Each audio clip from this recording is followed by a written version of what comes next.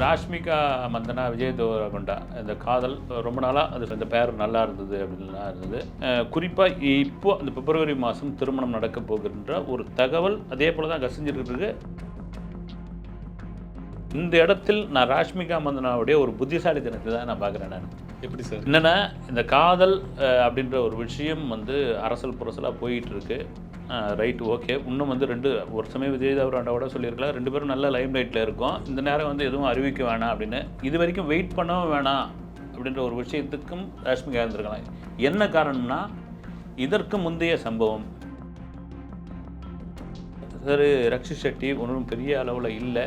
அவரும் பார்த்தீங்கன்னா ஒரு ஹீரோவாகவும் தன்னை முழுமையாக காட்டிக்கல, ஒரு திரைக்கதை ஆசிரியராக, ஒரு டைரக்டராக, இப்படியா ஒரு இதில் இருக்கார். நம்ம அடுத்த கட்டமாக வெளியே வந்தாச்சு. வெளியே வந்த பிறகு இல்லை அப்படின்ற ஒரு விஷயமே கிடையாதுன்ட்டாங்க. அவர் கொஞ்சம் இடையிலாம் கூட வெக்ஸ் ஆகிட்டாப்புல. அப்படிலாம் தாண்டி போராடி ஒரு நாகார்ஜுனா ஃபேமிலியில், அவ்வளோ பெரிய ஃபேமிலிக்குள்ளே மருமகளாகி அது விவாகரத்தாகி, நான் அந்த விவாகரத்து நீங்கள் கொடுக்குற அந்த கோடி ஜீவாம்சத்துக்காக நான் வாங்கலை, போங்க அவங்க காசாவது, நீங்கள் தூக்கி போட்டு வந்தாச்சு. இவங்க இந்த ஒரு விஷயம்லாம் கூட விஜய் தேவரகொண்டாவுக்கும் அவங்க மேலே ஒரு என்ன சொல்கிறது, ஒரு பெரிய ஒரு பாசத்தையோ ஒரு அன்பையோ ஏற்படுத்தியிருக்கலாம். நாம் முந்திக்கலாம் அப்படின்ற அளவுக்கு இன்றைக்கி ராஷ்மிகா மந்தனா அதுக்கு. அன்பான அரமணர் நேயர்களுக்கு வணக்கம். சினிமா பற்றி பல விஷயங்கள் இன்றைக்கி நம்ம கூட ஷேர் பண்ணுறதுக்கு சீனியர் ஜேர்னலிஸ்ட் சேயர் பாலு சார் தான் நம்ம கூட இன்றைக்கி இருக்காரு. சார் வணக்கம் சார். வணக்கம் கிஷோர், எப்படி இருக்கீங்க? நல்லா இருக்கேன் சார். பொதுவாகவே சினிமாவில் ஒரு காதல் திரைப்படம் அப்படின்னு எடுத்துக்கிட்டால் அதில் நடித்த அந்த ஹீரோயின்ஸ் பற்றி கண்டிப்பாக அடுத்தடுத்த கட்டத்தில் கிசுகள் தொடர்ந்து வந்துகிட்டே தான் இருக்கும்.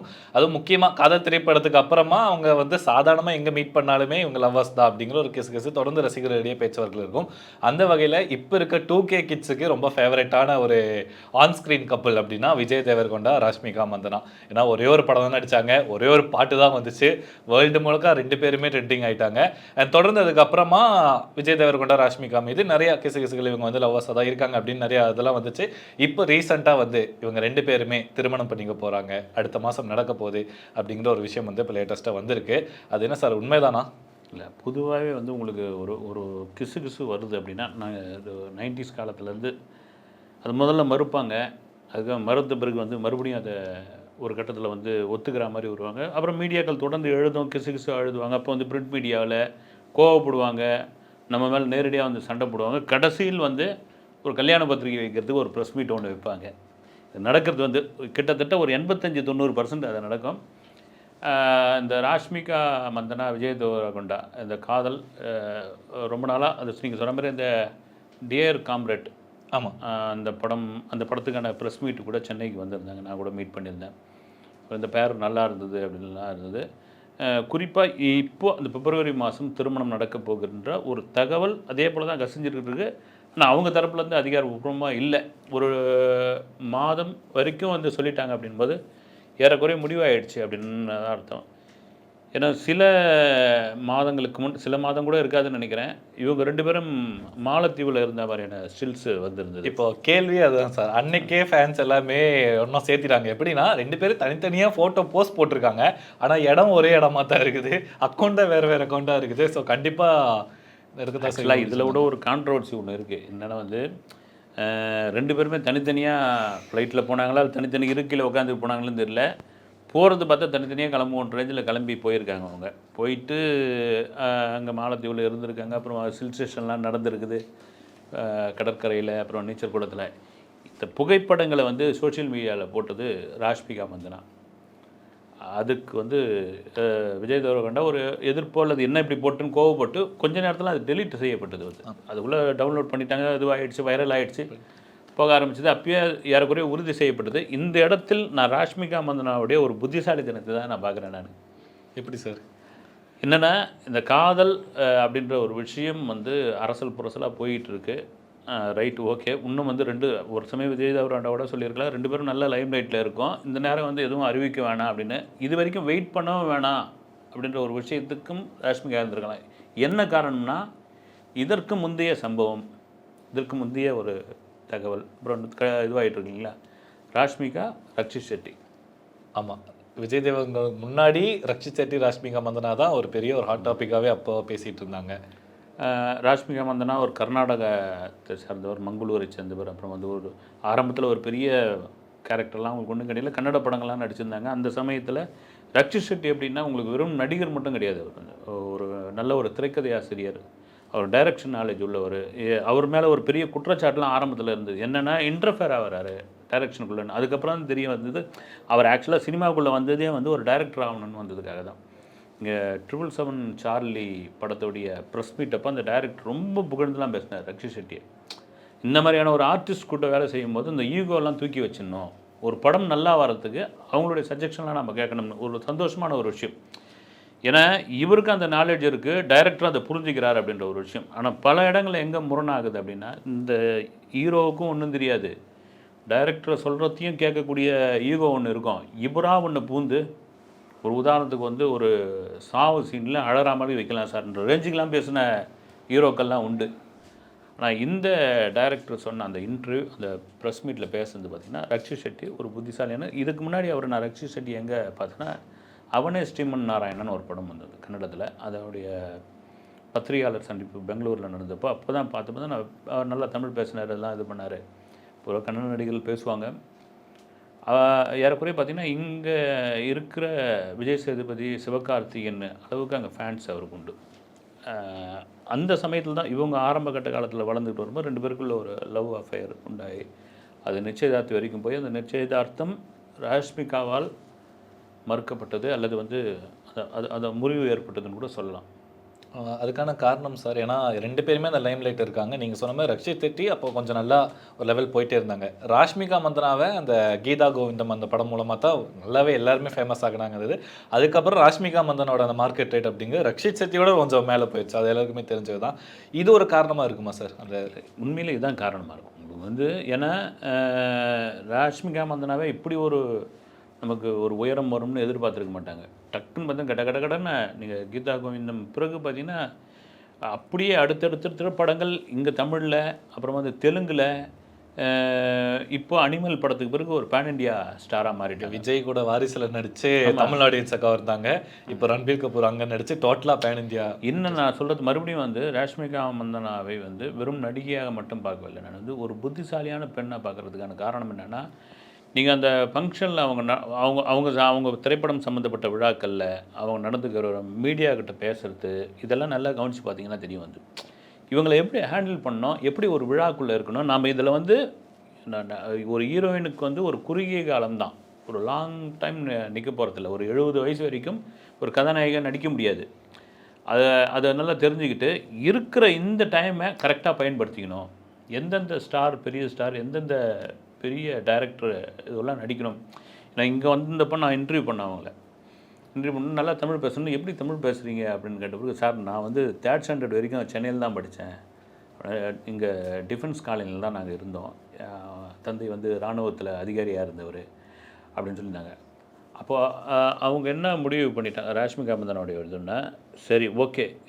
அந்த சமயத்தில் அதிகமாக அந்த இன்டர்வியூவில் சொன்ன வார்த்தை என்னென்னா, நான் மணி சார் படத்தில் நடிக்கணும், சங்கர் சார் படத்தில் நடிக்கணும், வெற்றி சார் படத்தில் நடிக்கணும். இது திரும்ப திரும்ப வந்துகிட்டு இருக்கும்பொழுது உங்களுக்கு பாருங்கள் வந்து இதை திரும்ப திரும்ப நோட் பண்ணிக்கிட்டே இருக்கும்பொழுது அப்போ அந்த ஒரு மைண்ட் செட்டில் இருக்கிறாங்க. யாரெல்லாம் பெரிய இயக்குனர்கள், யாரெல்லாம் பெரிய ஸ்டார்ஸ் அவங்க கூட நடிக்கணும், ஒரு பெரிய இடத்துக்கு ஒன்று. இன்றைக்கி அனிமல் படத்துக்கு பிறகு இந்தியில் மோஸ்ட் வாண்டட் ஆக்டர்ஸில் அவங்களும் ஒருத்தரை வந்துட்டாங்க. வந்து இந்த நேரம் இதுதான் ஒரு வளர்ந்துக்கிட்டு வரும்பொழுது சரி ரக்ஷித் ஷெட்டி ஒன்றும் பெரிய அளவில் இல்லை.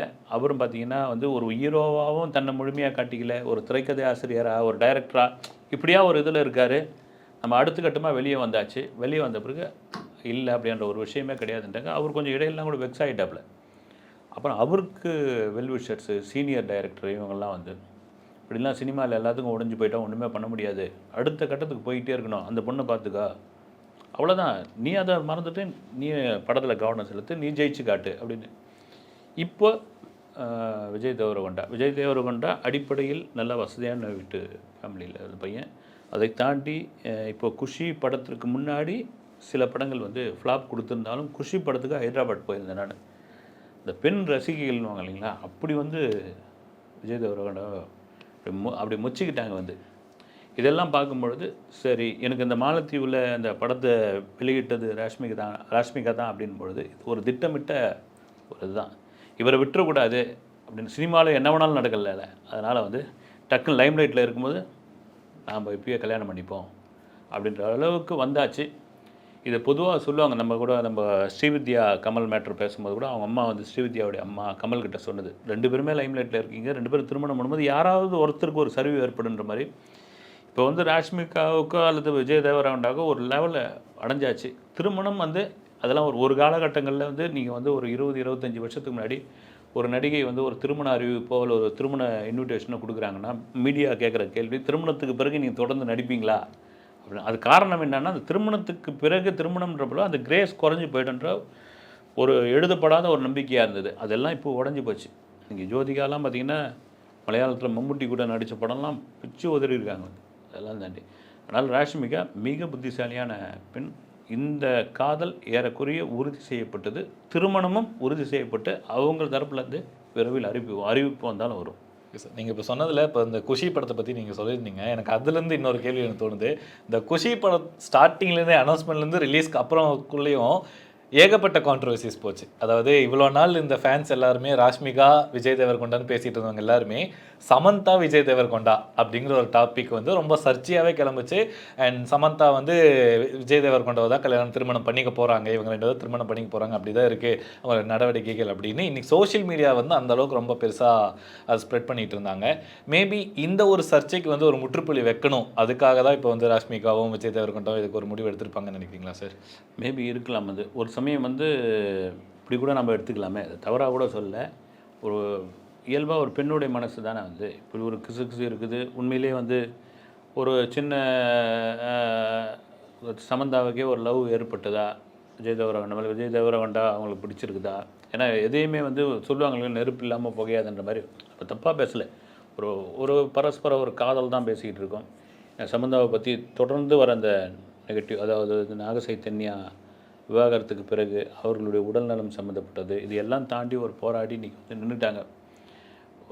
ஏன்னா நம்ம ராஷ்மிகா பேசும்போது நல்லா இதுவாக நீங்கள் சொன்னீங்க, 2 பேருமே வந்து ஒரு சினிமா பேக்ரவுண்ட் இல்லாமல் வந்தவங்க. குறிப்பாக நீங்கள் ராஷ்மிகாவை விட பார்த்தீங்கன்னா சமந்தா ஒரு சாதாரண ஒரு மிடில் கிளாஸில், நம்ம பல்லாவரம் சென்னை பல்லாவரம் பொண்ணு, பாண்டி பஜாரில் இருக்கிற ஹோலி ஏஞ்சல் ஸ்கூலில் படித்தவங்க. எதுவும் இல்லை. யாருக்கோ நீங்கள் பார்த்தீங்கன்னா மாஸ்கோவின் காவேரி படத்துக்கு முன்னாடி மணிரத்னம் படத்துக்கு ஆடிஷனுக்கு போய் 5 நாள் ஷூட்டிங் எடுத்து 5 நாள் எடுத்ததை போட்டு பார்த்த பிறகு அவங்கள ஸ்கின்னு சரியில்லைன்னு ரிஜெக்ட் செய்யப்படுறாங்க.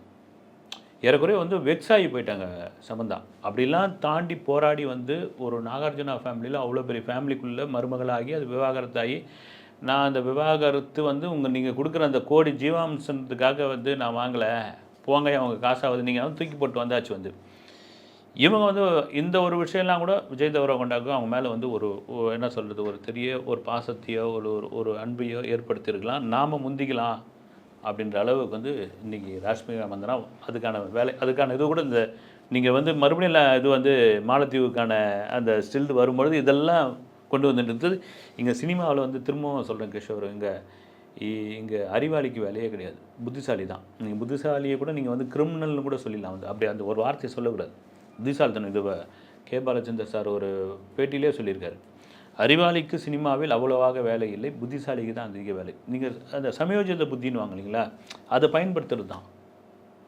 அதில் வந்து மிக மிக மிக தெளிவான ஒரு நடிகை ராஷ்மிகா மந்தனா. எப்படியோ சார், இனி Februaryயில் அது இனி அவங்களே ஒஃபிஷியலாக சொன்னாங்கன்னா ஒட்டுமொத்த திரையோருக்குமே ஹாப்பியாக இருக்கும், ரசிகர்களும் ஹாப்பியாக இருப்பாங்க. அண்ட் கோலிவுட்டோட ஒரு புதிய கப்புள்ஸாகவே இருப்பாங்க. அடுத்த வீடியோவில் சந்திக்கலாம். நேரம் கொடுத்ததுக்கு ரொம்ப நன்றி சார். வணக்கமே.